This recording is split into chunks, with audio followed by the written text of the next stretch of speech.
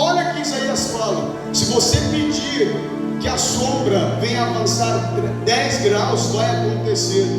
Mas se você pedir para que a sombra venha retroceder 10 graus, também vai acontecer.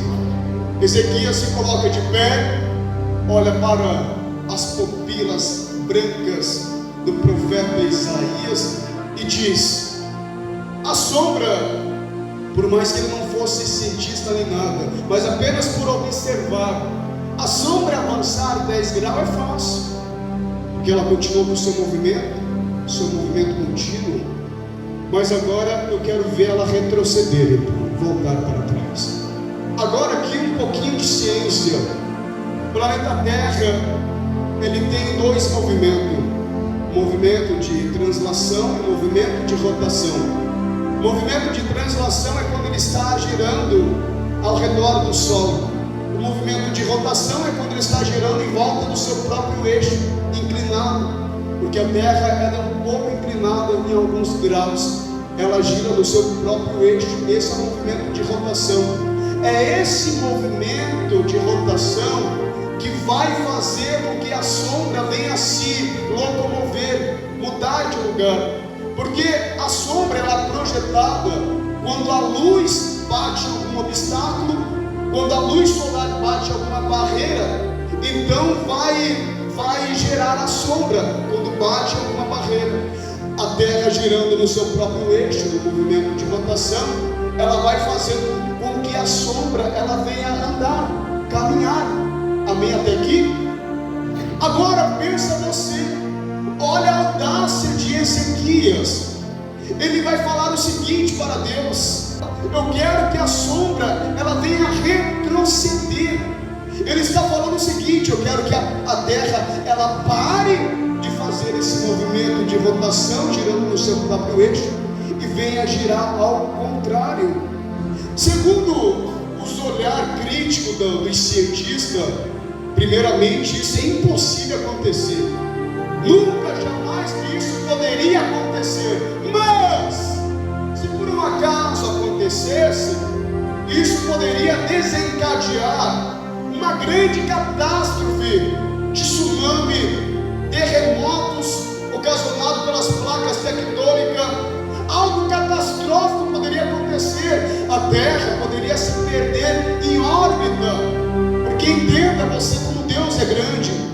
A Terra ela está localizada exatamente aonde ela tinha que estar. Para você entender, se ela estivesse um pouquinho mais perto do Sol, não teria vida. Se ela estivesse um pouquinho mais longe do Sol, também não teria vida.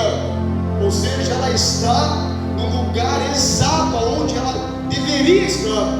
Agora ele fala o seguinte: eu quero que a Terra gire ao contrário. E sabe o que Deus faz?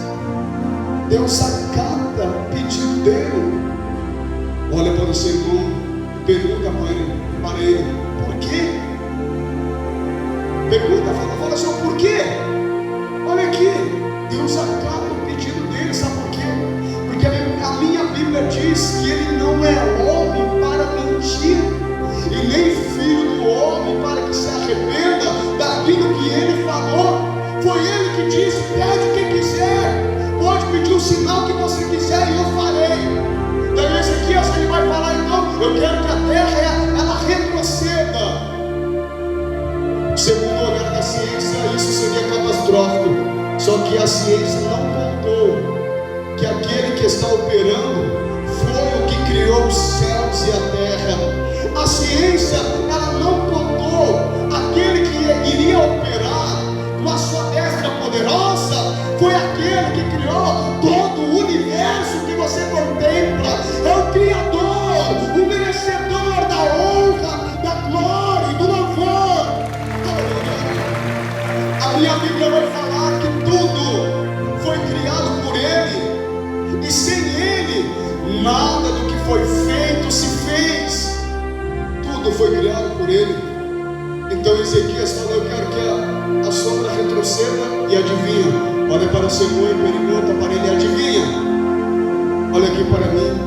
Deus faz com que a sombra ela venha retroceder retroceder 10 graus, mostrando que quando Ele fala, Ele cumpre. Ele é Deus fiel.